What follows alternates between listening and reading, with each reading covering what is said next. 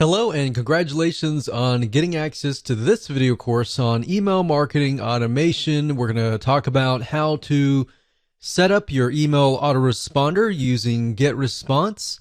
And in addition to that, we'll talk about some more advanced strategies as well.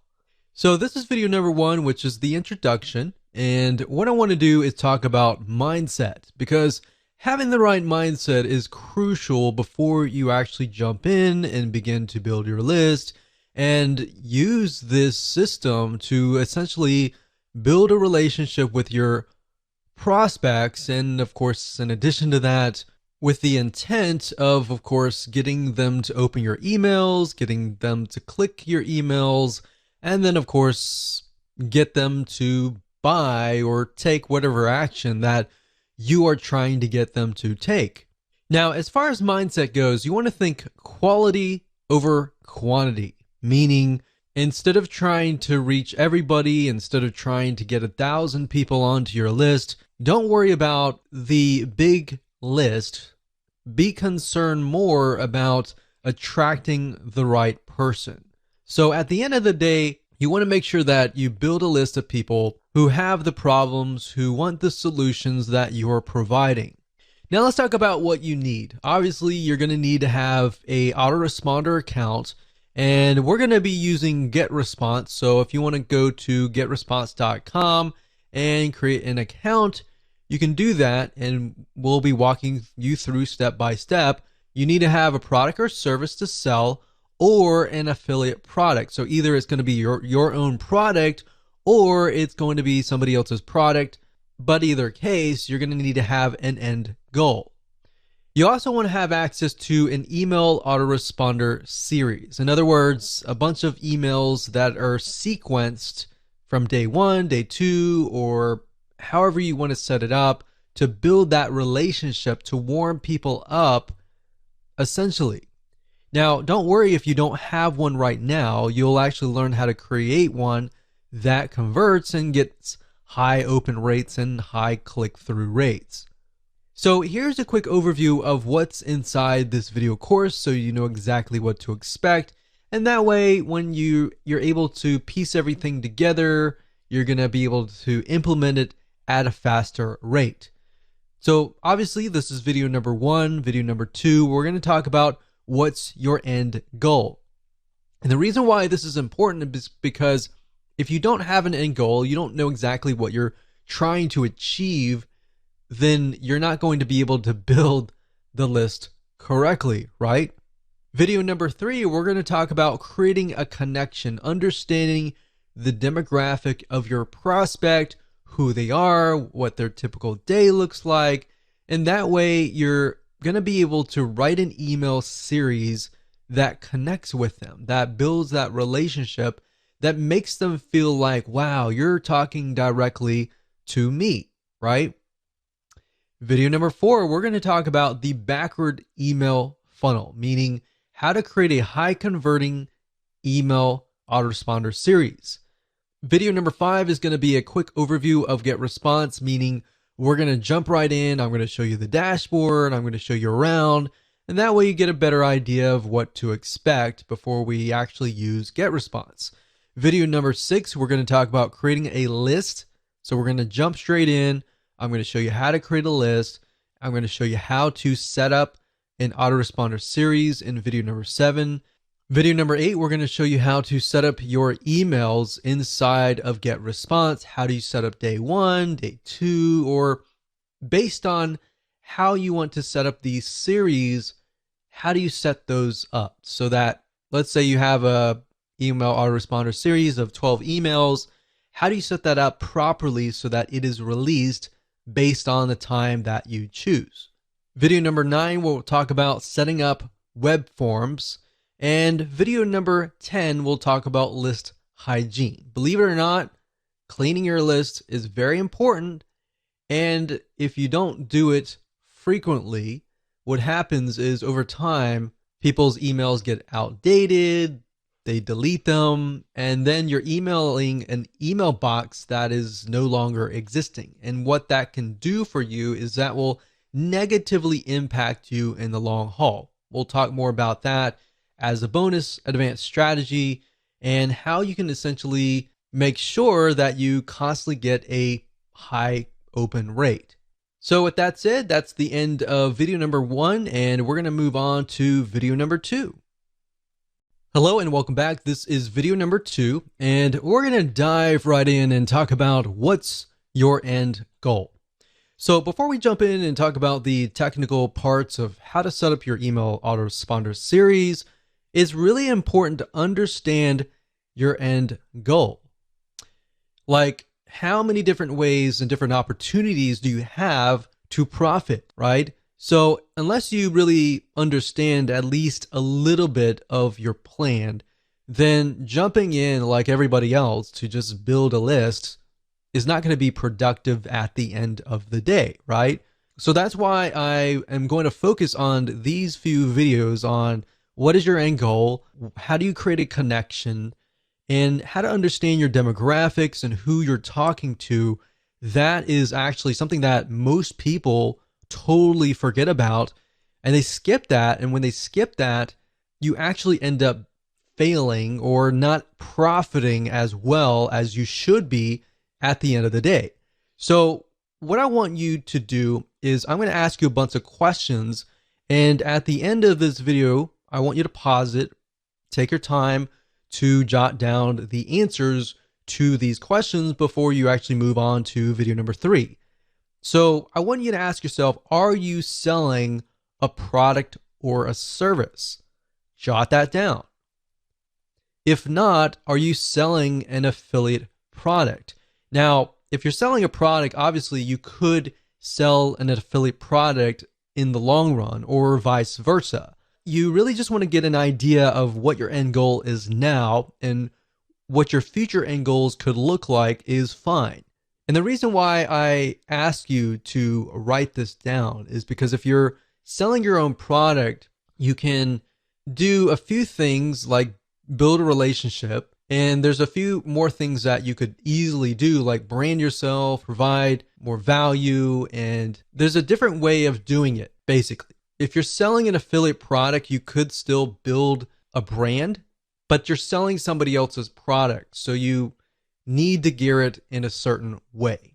So in other words, if you're selling a product or service, you need to clearly understand what are the problems that your prospect faces, right? And give them tips and pointers along the way, and build a relationship with them, gain their trust so that they're interested in your product or service. Now, if you're selling an affiliate product, on the other hand, then you may not be required to do all of that. Instead, you can provide a little bit of value and build that relationship up front. And then, of course, you can sell somebody else's product. So it's similar, but it's a little bit different slightly. But knowing your end goal is key. So if you're selling your product or service right now at this very moment, then write that down. If you're not, and you're selling an affiliate product right this moment, then jot that down.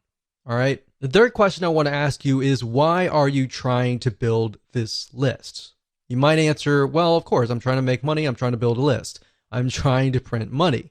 And that's everybody's goal. But I want specifics. I want you to write down, why are you trying to build this list? I want to make more sales for XYZ product. I want to help more people who are facing this particular problem. In fact, jot that down. I want to help more people who are in this very specific niche, in this very specific demographic. I want to help more people like me. Jot that down, because then you can use that later in your email autoresponder series. So beyond the intention of just making money, what is the real reason behind wanting to build a list? Or in other words, you could rephrase it as, what are you trying to achieve? So if you have somebody that you're passionate about helping, envision that person in front of you and think about, why are you trying to help them, right? What are they facing? And this kind of goes into video number 3, and we'll talk more about that. But if you think about, why are you trying to achieve them? What are you trying to achieve in this whole project of creating this list, or this journey of creating this list? What do you want people to feel like? Do you want people to feel like they trust you, that, or you want people to laugh? Do you want people to feel sad, feel happy? What do you want them to feel like as you're building that relationship? Now, you might ask, why would I want somebody to feel sad? Well, if you're trying to gradually build up to that point of trying to sell them, you want to focus on their pain. Not necessarily your goal is to make them sad, but your goal is to find their pain and to show them that you understand their pain. You understand where they're coming from, right? And from that point, how do you heal them? How do you help them? How do you solve their pain? All right. So that's what you want to do, and jot that down. So what I'm trying to get at is there should be a very specific reason why you're building a list. Building a list just because you're told that it's a great way to print money is not the best reason. In fact, money should come last. Helping people should come first. If you can help 1,000 people, and those thousands of people are truly helped, or you provide them with a solution, even if they were to pay you $10, every single one of them, that would be about $10,000. Now, that doesn't mean that 1,000 people will sign up on your list and all 1,000 people are going to buy from you. My point is, what is that passion? What is that drive that comes first before the money? Because if you focus on that and you focus on helping people solve their problems, believe it or not, you're actually going to build a more successful business compared to the other guy who is just focused on building a big list for the sake of money. Hopefully that makes sense. So these are all very important questions, and you should pause this video right now and write down the answers to them before you move on to the next video, which is video number 3. Okay, so welcome back. This is video number 3, and we're going to dive straight in, and we're going to talk about creating a connection. So you kind of got a sneak peek preview of a little bit about trying to create a connection in the previous video. But before we write out your email autoresponder and of course jump into the technical setup, you really need to understand people's problems, what they face, and what the solutions are. So what I'm going to do in this particular video is to help you figure that out and help you solidify what that really looks like. Because the reality is that before you can even do that, you need to do a bit of research, kind of demographic research, or in other words, what does somebody look like? What does your prospect look like? And understand what somebody's typical day looks like. Now, you might be wondering, why would I ever want to know that kind of detail?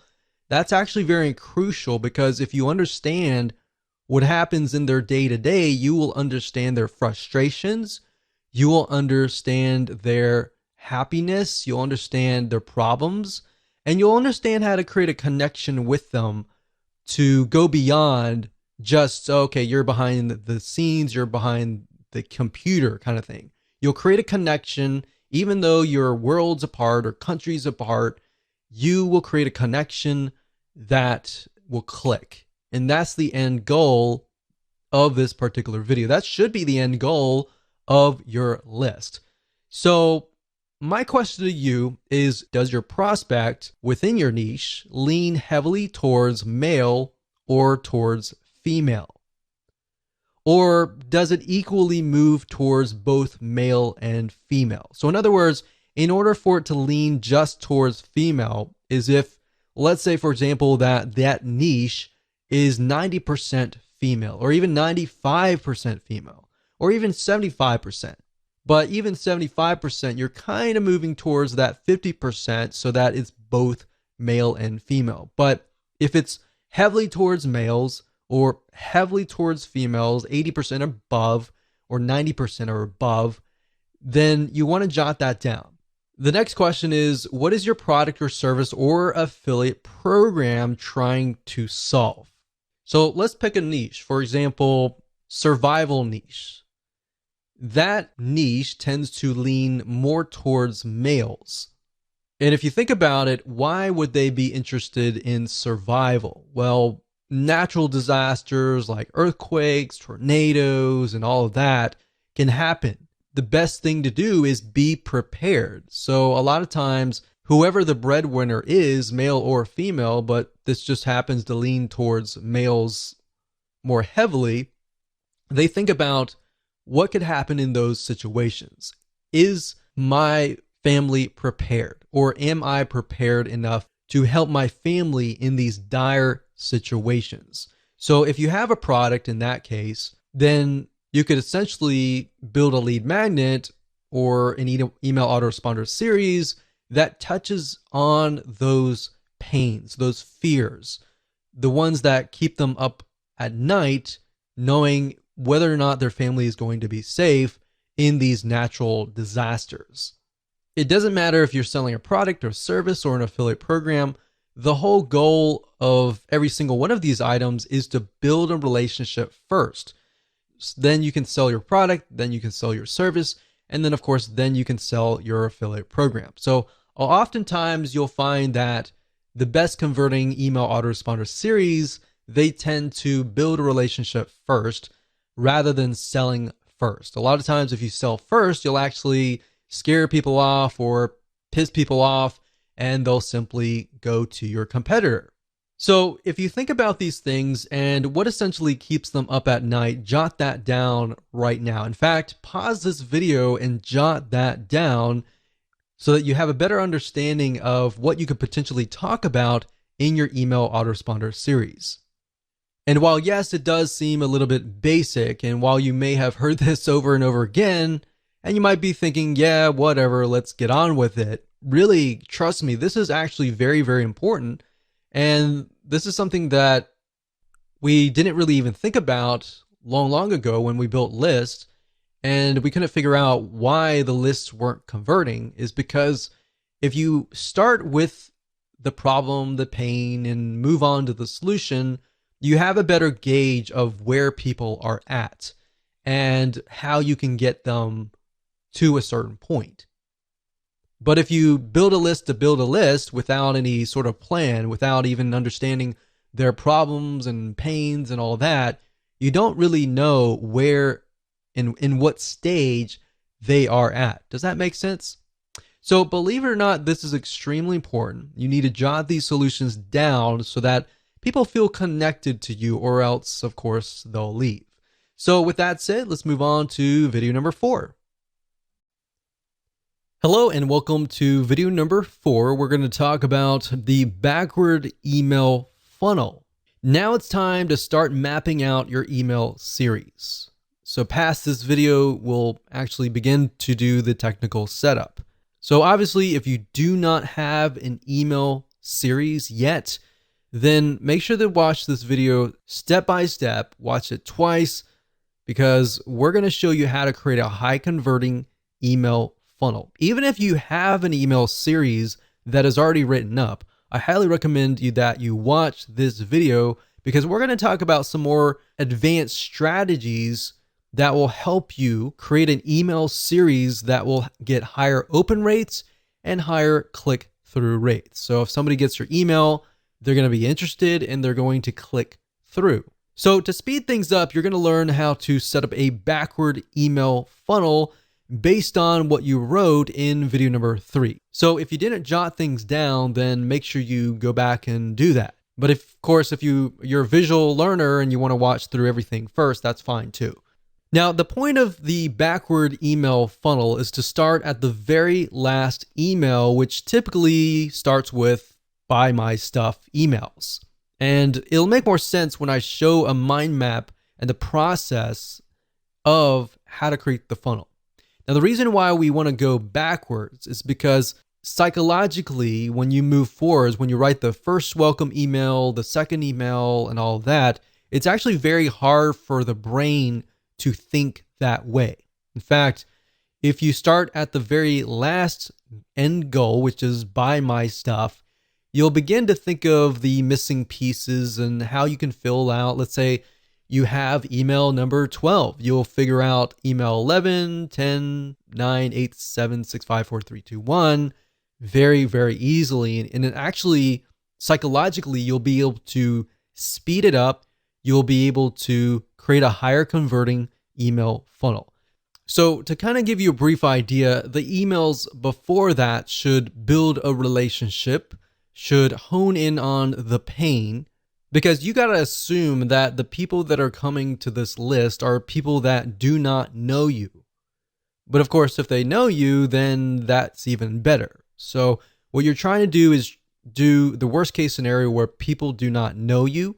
Create an email autoresponder series based on that. If you do that, you'll actually get a higher conversion rate. Obviously, there's no guarantee, but statistically from our own test, that's what we found. So in other words, most of your prospects aren't going to know you. They just have an issue or a problem that they want solved. In fact, most of them don't really care about you. They just want a solution to their problems. Now, of course, over time, as you write to them, you give them solutions to their problems, not the complete solution, which is going to be the end goal, the product or service or affiliate product, but little snippets of gold, little snippets of tips here and there. Over time, they will build a relationship with you. To make more sense, what I'm going to do now is break things down via a mind mapping software. So let's go ahead and do that right now. Okay, so now we are at Lucidchart, which is a flowchart system. Now, you don't need to use them. You can use anything that you would like to use. You can even use a piece of paper. The point being is that a lot of people, they tend to start with the welcome email, or they immediately go into buy my stuff. And if you think about it from your own standpoint, if you're interested, but you're not really interested in any specific product, but you are interested in maybe solving your problem. I mean, who likes to go to car dealerships and have somebody hound over you to say buy, right? Most of us, unless we've done our own research before and we're there to buy, we're not ready, right? So that's why I say start at the very end. Start where you want to get people to buy your stuff and then move backwards. So if this is your, let's say, 6th email or even 12th email, doesn't matter. You just want to start at the very end. And then what we want to do is we want to move backwards. So we're going to move from here all the way back over here. So buy my stuff email back over here. Now you might be thinking, well, what exactly does that look like? So let's take, for example, the example that we talked about earlier about the survival product. So let's say, for example, that we are selling survival kits, maybe meal kits. So what is related to meal kits? So if you think about it, when you have an earthquake or you have a tornado and all the power grid has essentially been disabled and you don't have access to, a microwave or anything like that, then how do you survive? So what kind of content could you essentially provide? So if we open up our little nifty notepad here, we could just start brainstorming survival meal kits. Maybe the top 10 ways to create your own survival meals. Now, maybe you want to talk about how to do it, and the whole process is very time consuming, right? So this might appeal to people who have a lot of time on their hands, but for the most part, most of your audience, they're not going to have a lot of time to actually do this. And that's why they're going to buy your survival meal kits, right? So maybe you can talk about top 10 ways to create your own top number 10s, and start with the number 10 and then go to 9, 8, 7, 6, 5, 4, 3, 2, 1 kind of thing. So maybe at the last one, you mention that and you say, well, this process is very time consuming. So if you want to skip, if you don't have 40 hours a week or something to create these meal kits, and you don't want to create it, and so if you want to skip that process, And you can start listing why are your meal kits better than everybody else, right? So in that case, you could say, well, they're better because they're freeze dried and they will last longer. So if you were to create it like a DIY, if you were to create it yourself, then maybe it would last like 1 month. But if you come with us, then ours will last like 12 months. So if you're out in the wilderness and you got 12 months, then these foods will last you about 12 months. I would start hitting on pain points, fears, power grid out. So not having power for more than a week. And that's happened. We've seen that in a lot of natural disasters where there's no power and there's literally no food in the grocery stores. And there's like chaos and everything like that. So the point is, how can you take these items here and then insert them into your top 10 ways? So when they sign up for top 10 ways to create your own survival meals, or even top 10 ways to survive in earthquake, then you start naming the top 10. So number 10, it can be, something. Number 9 can be something. And number 1, or you could do like top 5 ways, and then email them 5 emails. And by the 5th email, you've provided so much value that they are going to trust you.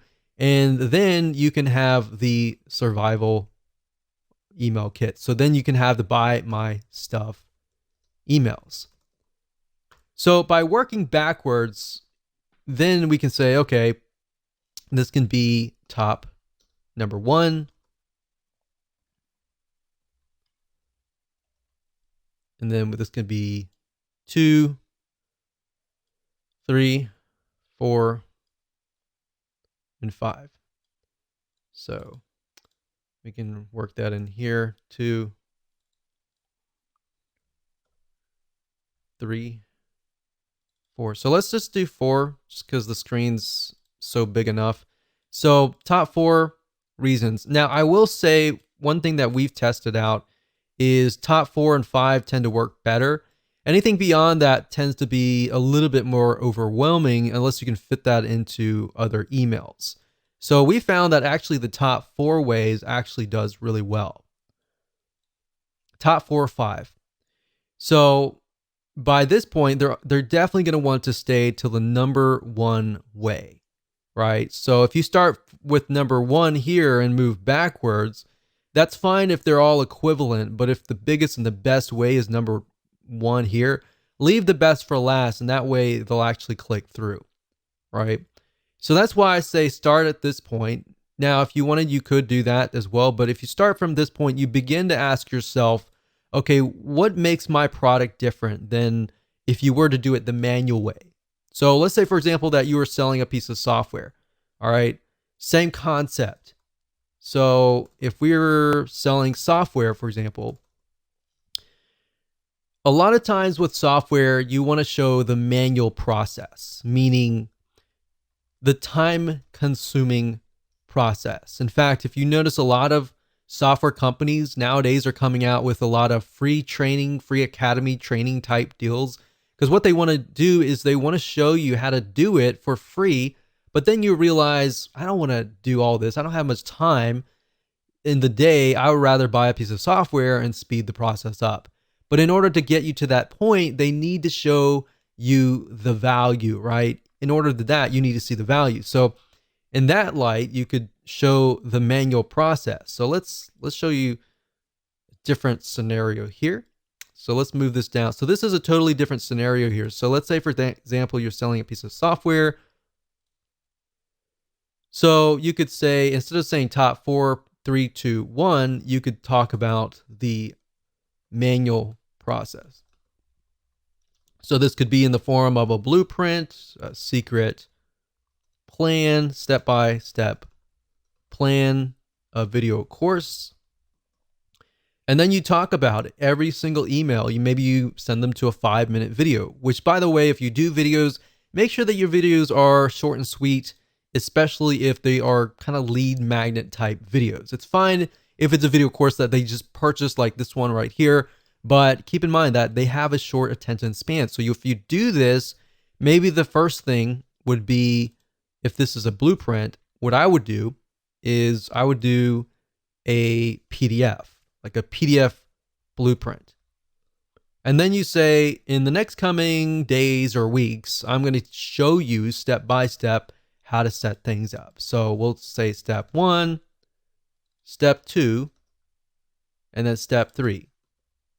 So what you're doing here is you're showing that they need all of these emails in order to create a complete system. If you give everything up front at the first email, they're not going to have a reason to stay, right? So you want to make sure that you have it so that this is a complete system. So if they unsubscribe here, it's going to feel incomplete. Now, if you think closely about a movie, for example, a lot of times our brains don't like incomplete. So if you were to watch a movie and you saw even half of it, in your brain, usually you will think, I want to see the whole thing, right?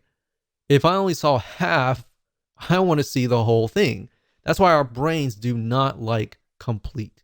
So that's what I'm showing you here. Now, in practical sense, what does that look like?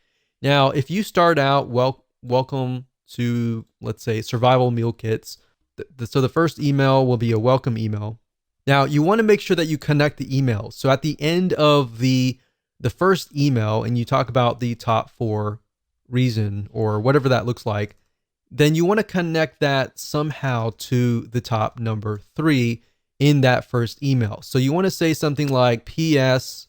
I'm going to send you an email tomorrow or the day after tomorrow or whatever on top number 3. The second email is going to be, all right, so we talked about this in the first email. Let's talk about top point number 3.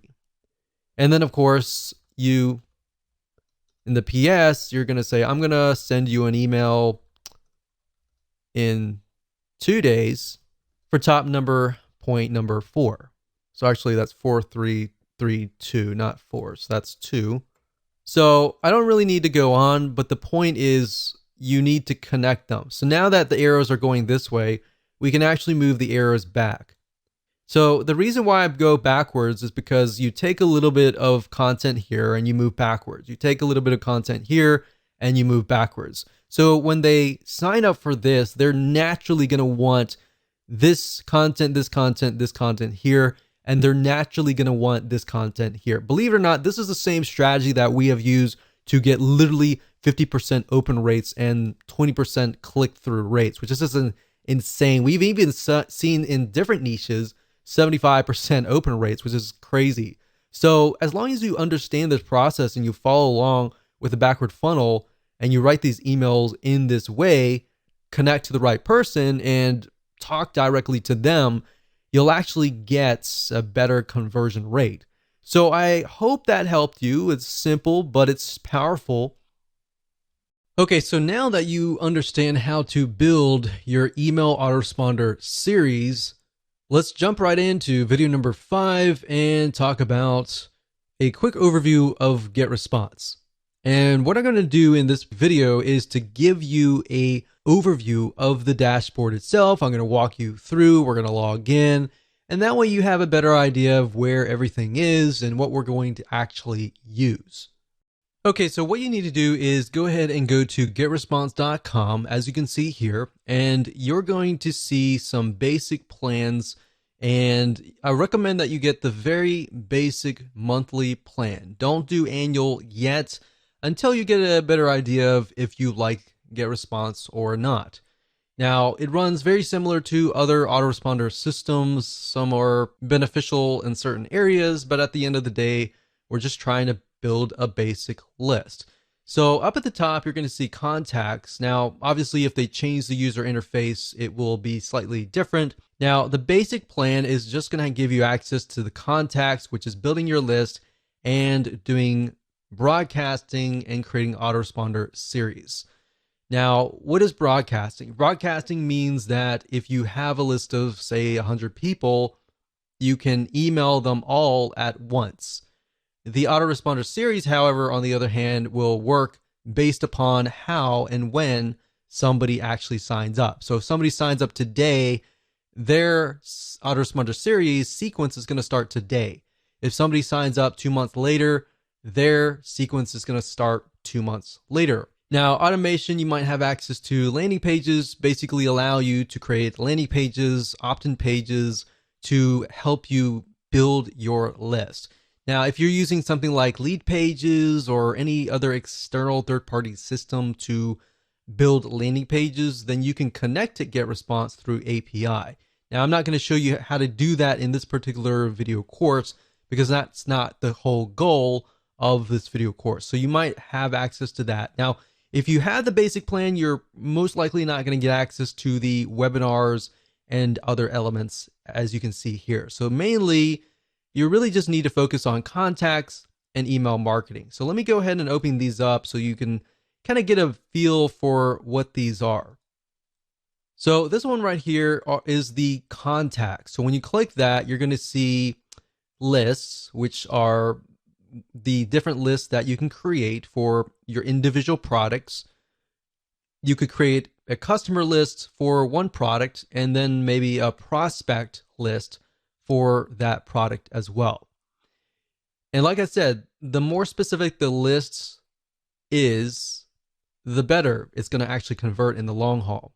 So you have lists, you can do a search, you have statistics on seeing what's actually happening within your list. You have list hygiene, which allows you to clean your list, and blacklist basically means you can blacklist them from ever signing up in one of your web forms ever again.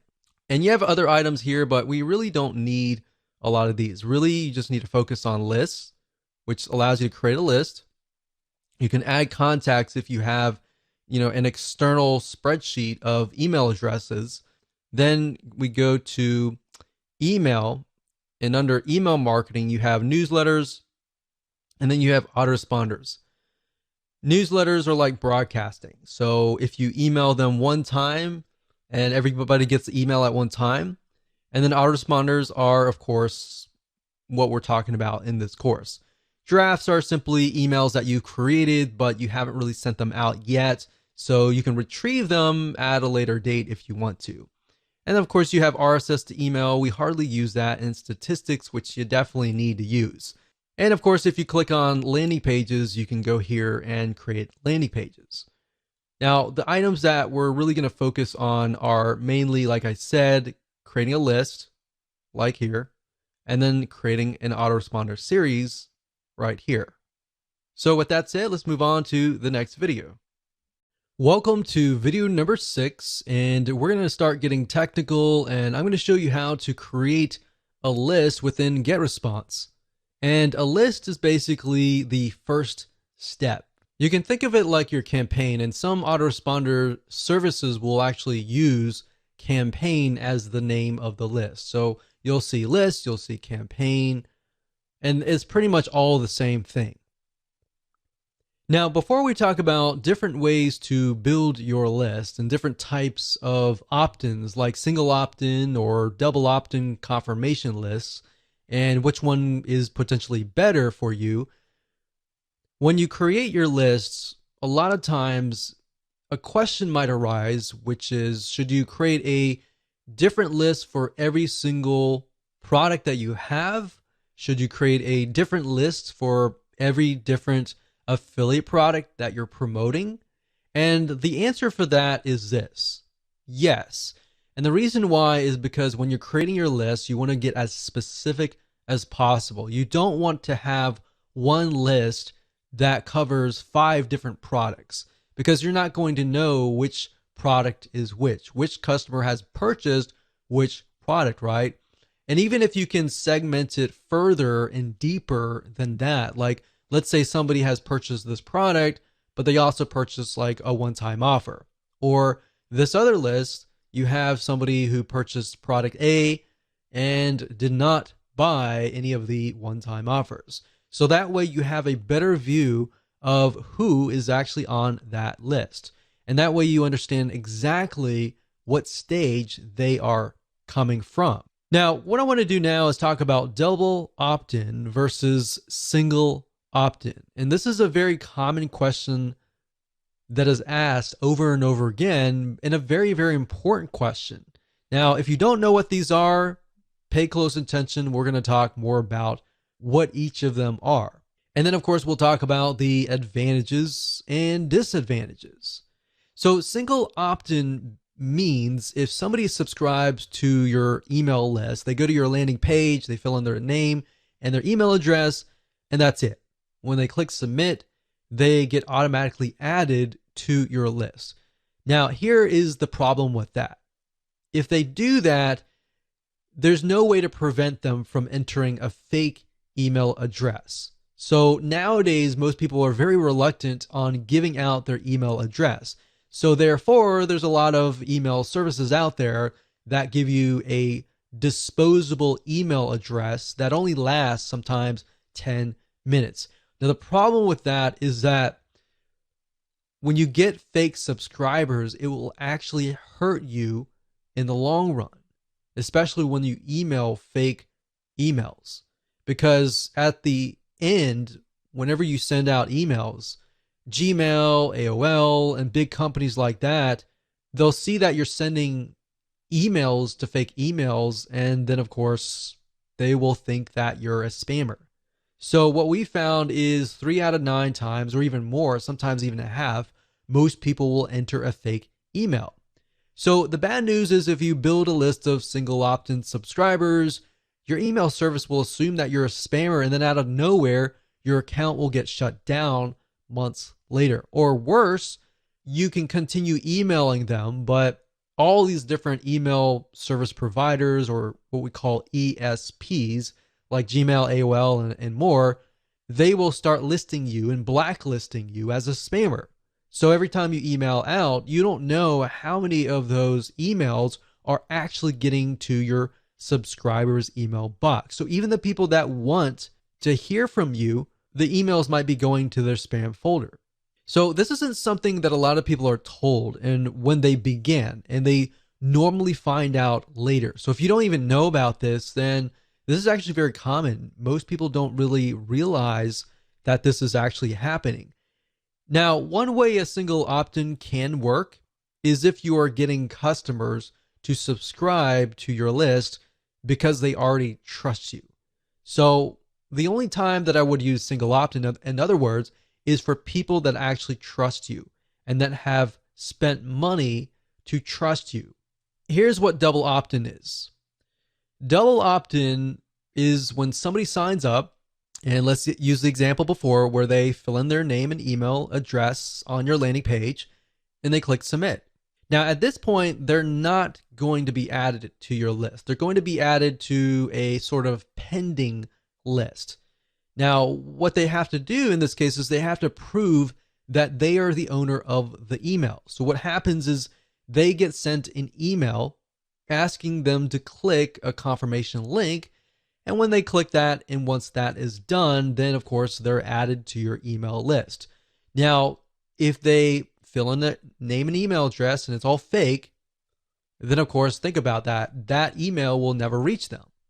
And that protects you by allowing you to build a quality list. So instead of building a big list of 1,000 people, you might be building a list of 100 or 200 people, but these people are basically saying, I want to hear from you.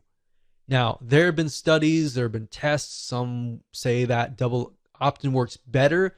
Some say that single opt-in works better. So really, at the end of the day, you're not going to know until you actually test it out. Now, given that double opt-in, if you send about 1,000 people and you get, let's say, for example, a 50% conversion rate, then 500 people may opt in. And if it's a single opt-in, then of course 500 people will be added to your list. But if you do double opt-in, 500 people may opt in, and maybe 100 of those are fake, and maybe you'll only get 300 people to actually confirm their email. But at the end of the day, what we found is double opt-in actually converts better. You're going to get a higher conversion rate, higher open rate, and higher click-through rate That's going to help you as far as dealing with the email service providers like Gmail, AOL, and all these other email service providers. And your reputation will move up. Your emails, when you send them out, are going to land in people's email inboxes. And of course, because you're emailing people that want to hear from you. So that's why we found in our tests that you will actually get a higher rate of opens, a higher click-through rate. So like I said earlier, the downside is if you send 1,000 people to an opt-in list, that's going to be a much lower conversion rate. But at the end of the day, we recommend that you go for quality versus quantity. So now that that is out of the way and we've talked about the fundamentals and some advanced strategies, let me show you how to create a list within GetResponse and explain some details surrounding this feature inside of GetResponse. Okay, so as far as creating a list is actually very, very easy to do once you understand how everything is laid out. So even though it might take me about 5 or so minutes to teach you, once you get a hang of this and once you start creating a list after list after list, it'll actually be easy. In fact, as I will show you in just a minute, once you have created your list and you've created all the settings and done all that, once you create the second list, you can actually copy the settings from the prior list. So you don't have to set everything up again, essentially. So what you need to do is go under Contacts, click on Lists, click Create List, and then of course, name your list. So we're going to do a new test list 1. And of course, you can click Copy Existing List Settings. So if you've already created a list before, you can select that. You can select the list that you want. So you could select whatever list that relates to that particular product and then set that and click Create. So we're not going to copy any settings here. We're just going to do it from scratch. We're going to click Create, and there we go. So this right here is the new list. So now if you put your mouse over here, you're going to be able to see other elements like Add Contacts, Make Defaults, Settings, Show Contacts, Show Newsletters, and Show Autoresponders and Delete.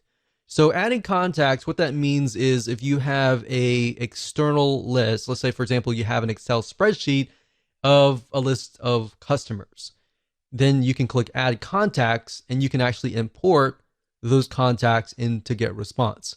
Now I would say be very careful with this. When you do that, make sure you clean your list or make sure that your list of people are active.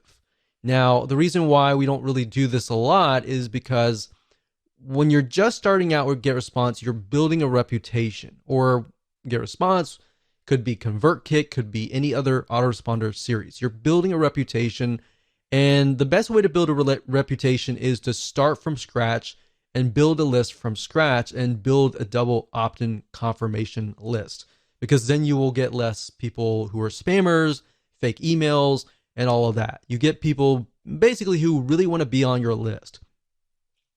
Now, make default, all that means is that when you email out, it's going to come from this list. So we don't really want that. Now, click on Settings here. And Settings allows you to see the name, of course.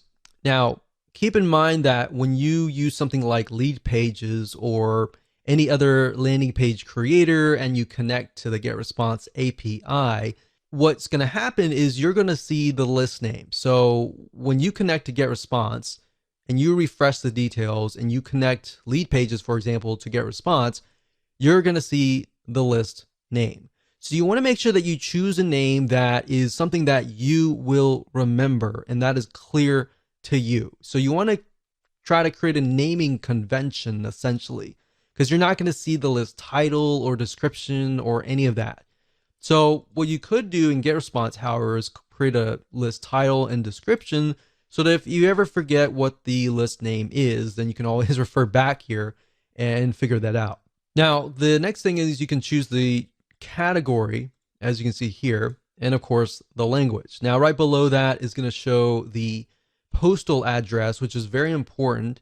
And this address is going to show on all of your emails. So anytime you send out a newsletter broadcast, which is to everybody, or an autoresponder series, they're going to see your mailing address at the very bottom. So if you want to, for example, rent a UPS mailbox or a post box and put that there instead of putting your own private mailing address, that would be highly recommended for you to do. Now, of course, this just allows you to customize the list. You can add your logo and all of that. Now, if we click on subscription up at the top here, you can see that this option will allow you to receive subscription notifications. So basically, every time somebody signs up on your list, you will receive a notification.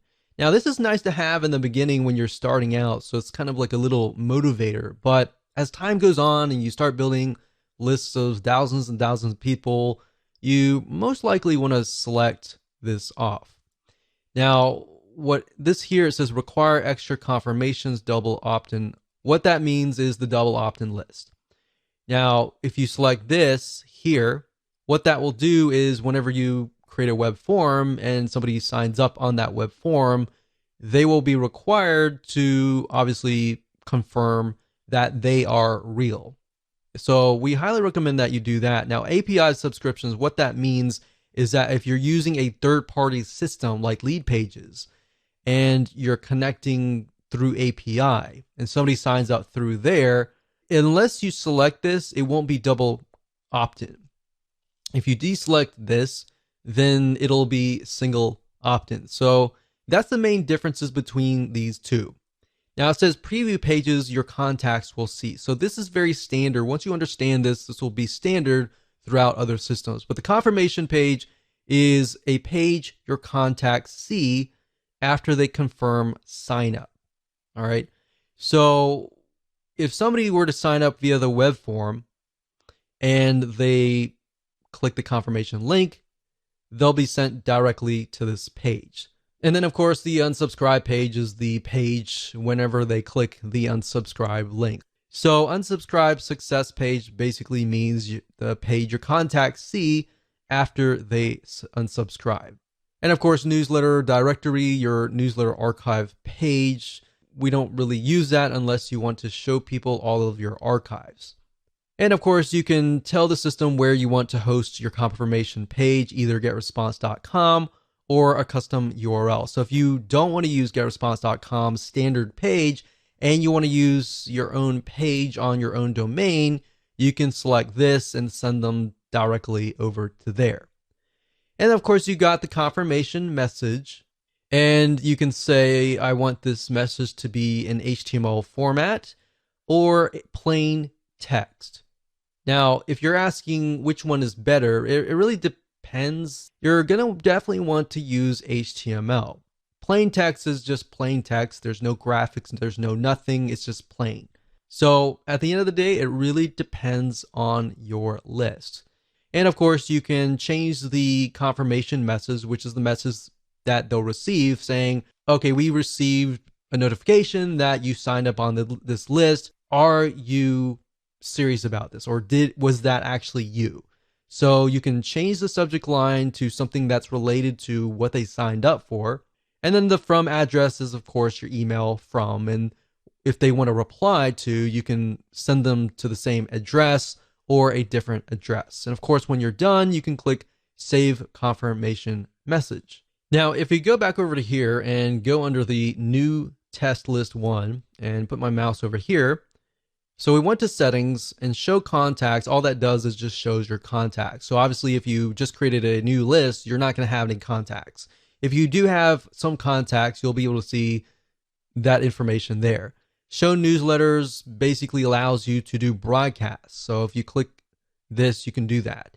And of course, show autoresponders will allow you to create an autoresponder, which we'll dive in further in the next video. Hello and welcome back. This is video number 7, and we're going to dive right in and talk about setting up your autoresponder series. So once you create a list, you need to set up an autoresponder within GetResponse. Now, understanding how an autoresponder works is actually more important than understanding the technical parts. The technical is actually very easy. Understanding how an autoresponder works is crucial, because then it doesn't matter if you're using GetResponse or any other service. This can actually cross different platforms. as long as you understand the concepts. Now, an autoresponder allows you to choose when you email your subscribers, the time zone, all of that. Now, a very common question that we have seen is, when should you email your subscribers? Or even how many times should you email your list? And while I can't give you an exact answer, I can say that it really depends on your audience. If you've done the proper demographic research and you understand somebody's typical day and all of that, then understanding when is the best time to email them is actually quite easy. Now, the beauty of GetResponse is that you can set it up to email them following the same time that they signed up, meaning you can catch them at the best time that they signed up. So let's say, for example, that one of your subscribers signed up on Wednesday at 3 p.m. What GetResponse will do is it'll actually detect that, and you could set that within your email autoresponder system and say, okay, email them every day at 3 p.m. or every week on Wednesday, 3 p.m. Now, you don't have to do that. You can actually set it up differently. You can set it up so that they receive an email every day, every other day, or once a day, and then you skip 2 days, and then you go 3 days. Or you could even set it up so that you only email them during Monday through Friday, and you skip Sunday and Saturday. Now, the only time that you would want to do that is, let's say, for example, that you're a local business or you know that your audience is not going to be available during Saturday and Sunday. So that's why it's crucial to understand when your prospect is actually near the email, they're near their desktop, they're awake, they're not working, and all of that. And like I said, you can email them based on time zone, which is great if you are reaching people globally. That said, what we have found though across the board in different niches is that we found that 10 a.m. or even 10:30 a.m. is to be the best time to email. What we found is weekends are also awful, and they're very awfully low in open rates, but they tend to be higher in quality click rates, meaning out of 1,000 people, you may normally get 400 people to open your emails during the week, but maybe during the weekend, you might only get 300. But out of those 300 people opening that email, they might click through at a higher rate. We can't give you a definite answer with that as well, because different niches are different.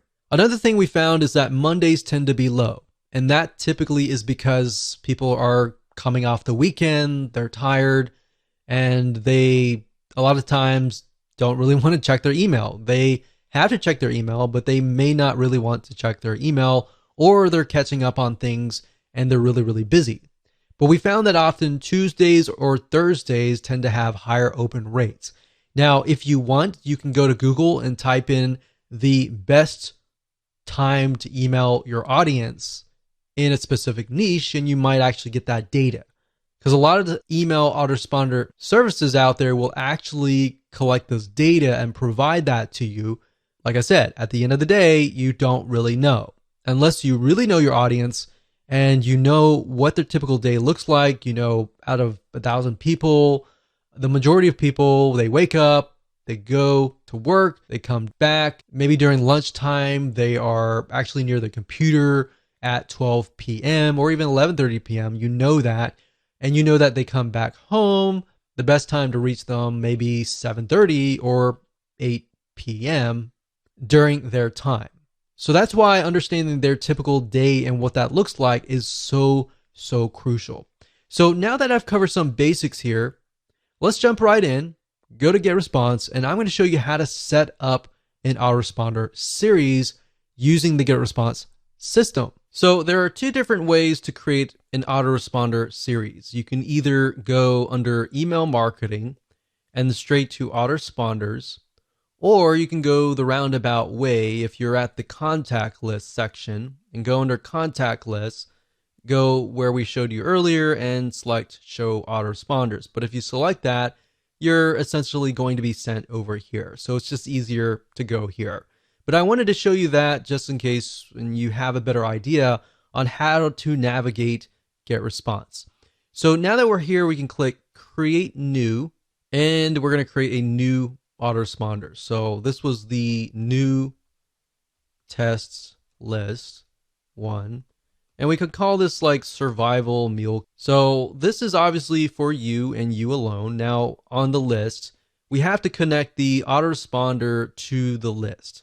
So we have to select this and then find the list, which is the new list 1. So we're going to click this. And as you can see here, I went ahead and selected that. So you need to connect that too, otherwise it's not going to work. Now right here, this tells you when do you want the first message to be received. So after they confirm that they are indeed real and genuine, then the next thing is when do you want them to receive the email. Now, it's my recommendation that you immediately send them an email. So I would put day 0. And while that doesn't really make sense because it should be day 1, that's how most autoresponders are set up. So day 0 really means 1, immediately. Day 1 usually means the next day, 24 hours after that. So that's that. You can send the message immediately with delay of. So if you select that, you could say, well, I want them to receive it maybe a couple hours later. So the way and the reason why you would need to do that is, let's say, for example, that you're a consultant and you get people signing up on your forms and you say to them like, okay, if once you sign up, we'll look through your details, and if you're legit, we'll start sending you emails, kind of deal. Or if it's a local business, you could specify that I only want to email on Monday, Tuesday, Wednesday, Thursday, Friday. We'll negate Saturday and Sunday. You could do that as well. So you could send immediately on these days and skip out on Saturday and Sunday. Now, if you're selling info products or software or anything that relies on emailing 24/7 and you don't really want to remove a certain day, you want to make sure that all the checkboxes are chosen. So now what we need to do is we can create the first email. So I'm actually going to dive further into this into the next video, but all you have to do is click create new email, and I'll create the first email here, and then we'll show you how to create the other emails in the future videos. But the message name is the name that will appear in the list of your messages. It's not going to be seen from your subscriber's point of view, but it's just there so that you know what that email is. So if we say survival kits email 1, and that's just for us, the subject, of course, will be different. That's something that your subscribers will see. So you definitely don't want to put the message name. So we could say something like welcome to survival. And then when you're done, you click on next. Now I don't want to cover too much because we're going to actually show you that in the next video. Hello and welcome to video number 8. And in this video, we're going to talk about setting up your emails. So now that you understand how autoresponder systems work and how to set them up, it's time to set up your emails so that we can fill in the autoresponder series and then connect them to your email list. And we'll make sure that you understand everything from start to finish. So let's jump right in. Okay, so I'm starting off where I left off in the previous video. Of course, message name, like I said earlier, is the name for you and you alone. Your subscribers are not going to see this. And of course, subject line is going to be the title or whatever shows up in the person's email box before they click. So you definitely want to make sure that they know that this is coming from you. So if they signed up for, let's say, survival meal kits, then you need to do that. Or if they signed up for the top 5 ways to make meal kits, so you could say, here's your top 5 survival. So you want to make it short and sweet, but to the point. And if you can think of less words to fit what you're trying to do, that's actually even better. So once you're done, you can actually personalize this as well. So we can say first name, here's your top 5 survival guide. And you can add symbols as well. One thing that we've tested and we found that works really well is emojis or symbols, like so.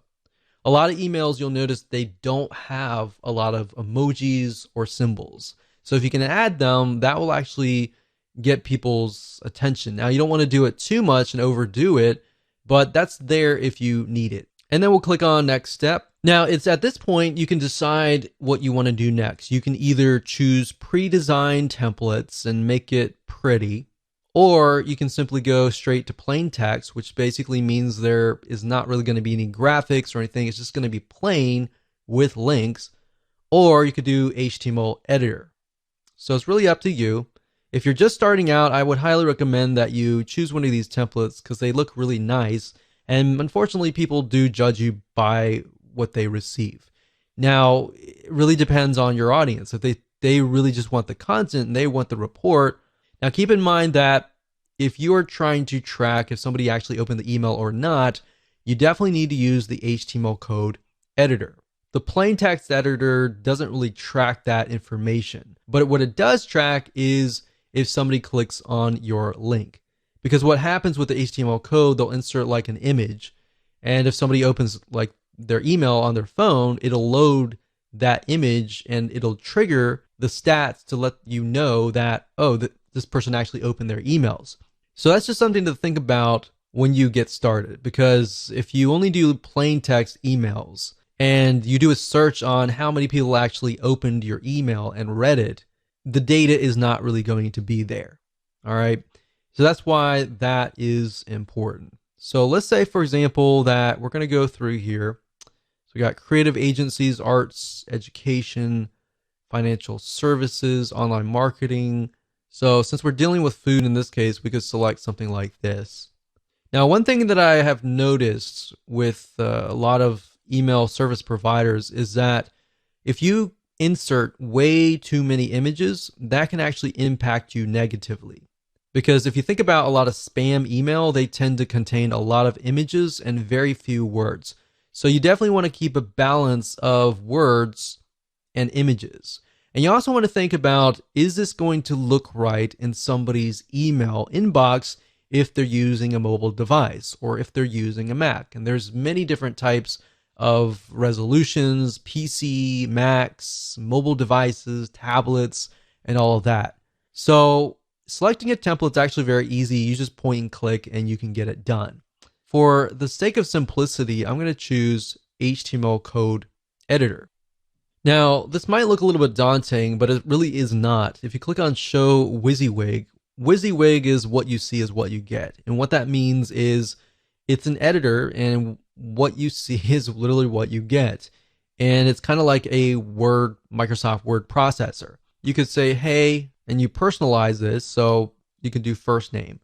Now, this is only going to work if you are actually accepting their first name and last name on your form. If you're only accepting their email address and you put this here, it'll actually say, hey, friend, or even hey, NA. And you don't want that, the NA part. So if you're not doing that, just say hey. But this personalized button here allows you to personalize your email. So you can do first name, last name, email. You can do country. You can do all sorts of different variables, phone number, and all that. And like I said, they're only going to work if you've collected that data, because if you haven't, it's not going to work. So a typical welcome email will say, hey, so-and-so, thank you for signing up. Here is the free report or software or ebook or checklist. Now, if you're following what we talked about earlier with just the emails, you can say, thank you for signing up.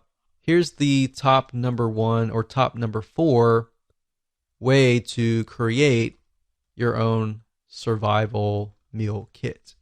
So you can enter that information down below here, or you can include a link. So if you were to include a link, let's just use Google for example. So http://www.google.com.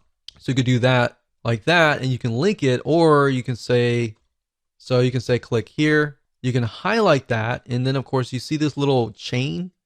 The chain is a link. So if you think about chain link, that's where it came from. So we can copy that here. You can say open this in a new window. So if somebody clicks it, then it's going to open in a brand new window. If you don't have these elements, then what's going to happen is when they click the email, they are going to be forwarded directly to wherever you're sending them. So you could say, here's the top number way, click here, your name, and then you can say PS. By the way, tomorrow I'm going to send you the number 3 way to do blah, blah, blah. So like I'm saying, you don't really need to, obviously, survival meal kit, but you can use it for any niche.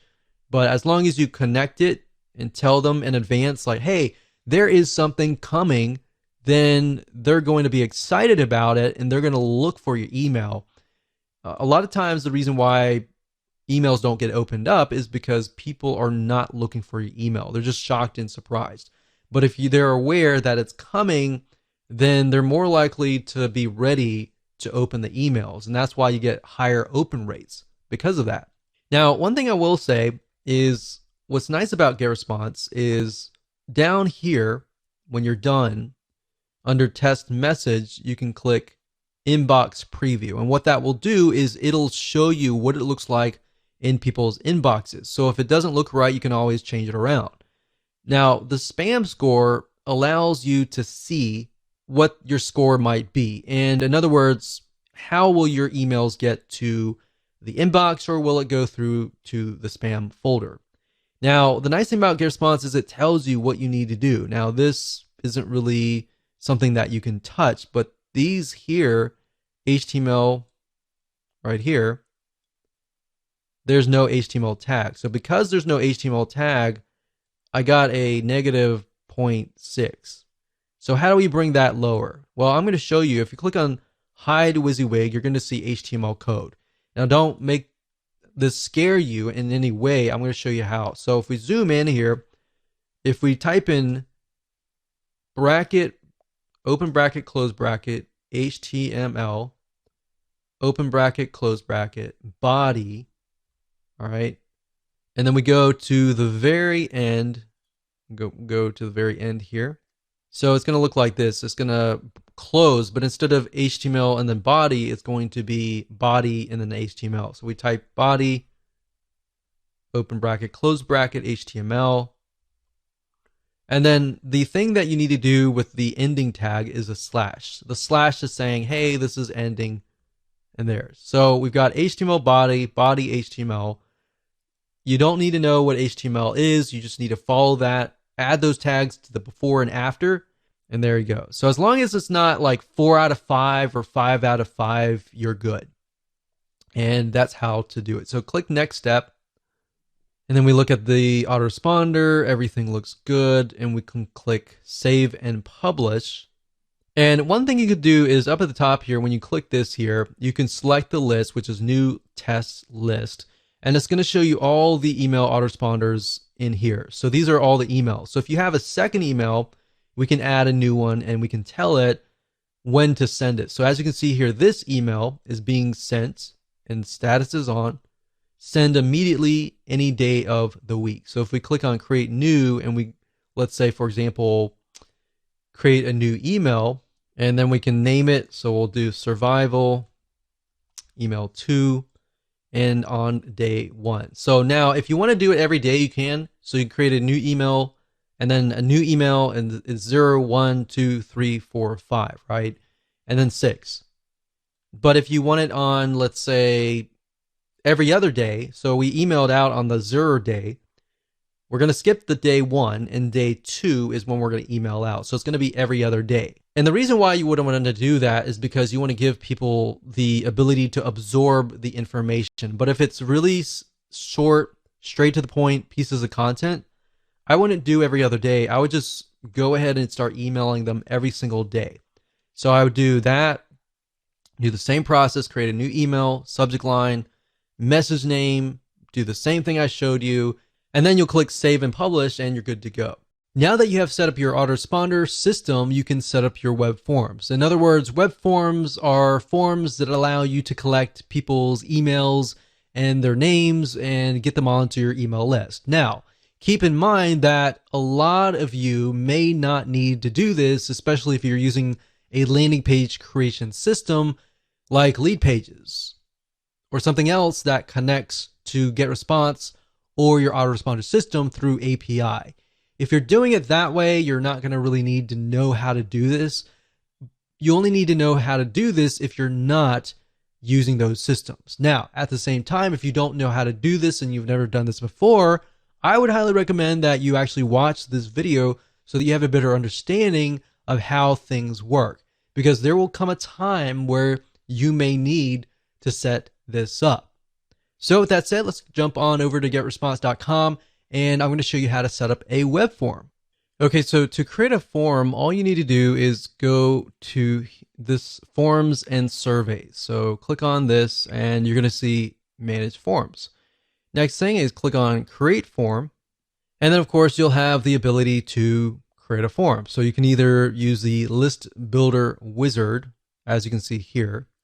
So this is a variety of different forms. You can create newsletter signups, free course signups, different types of purposes too, like leave feedback forms, Facebook forms, blank forms, order forms, and more. So it's not just web forms, there are all sorts of different forms. But for this purpose today, and in this particular video, we're going to focus on sign up forms.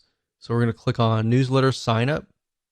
And even though this information has like nonprofit organization, it doesn't necessarily mean that you have to use that logo. As long as you see something that you like, you can pick it and you can change the graphics, you can change the background, and of course you can change the text. So if we scroll down and we find something that maybe fits our design of our website in our landing page, let's do something like this. Use this template.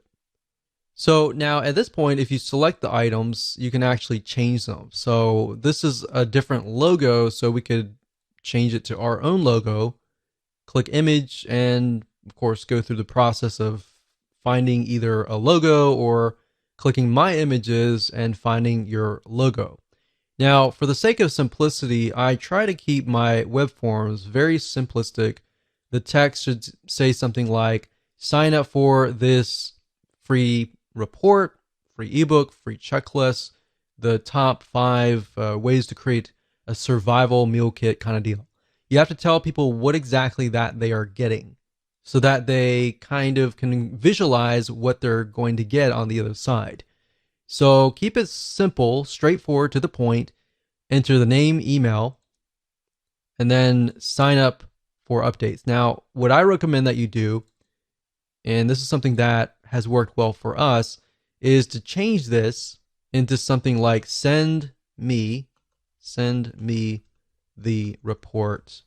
So that way, psychologically, when they click on that, they're thinking, oh, I want you to send me the report, right? If you just have a submit button and that's it, in reality, your conversions are not going to be as high because it doesn't really tell people what they get. So this tells people what they get, but this tells people that, okay, they're definitely going to get something. So send me the report, send me the checklist, send me the report to my email. So that way, the next step in their mind, psychologically, they're waiting to receive an email, all right? Now, you can test this out. If you only want to collect emails only, you could remove the name here. But if you do that, just keep in mind that when you customize your emails and you personalize them, you can't say, hey, first name, because you don't have their name. So going through here, these are just elements that you can add. And of course, you have the layout and the style. You can change the design, the color, and all of that. When you're done, you click on Save and Publish. And there we go. So we're almost done. And now there are several different options that you have. You can say, I will install the form myself, and it'll give you a script code. So this is JavaScript. You can click copy. And then, of course, you can add that to your landing page. You can add that to your blog. Now, like I said, if you're using Leadpages, then you're never really going to have to even go through this process. This process really is only for if you are posting this directly to your blog or anywhere else. You can also say GetResponse will host my form. So what this will give you is a direct link to a URL. So if we go here, when somebody goes straight to that link, they are then, of course, sent to the opt-in here.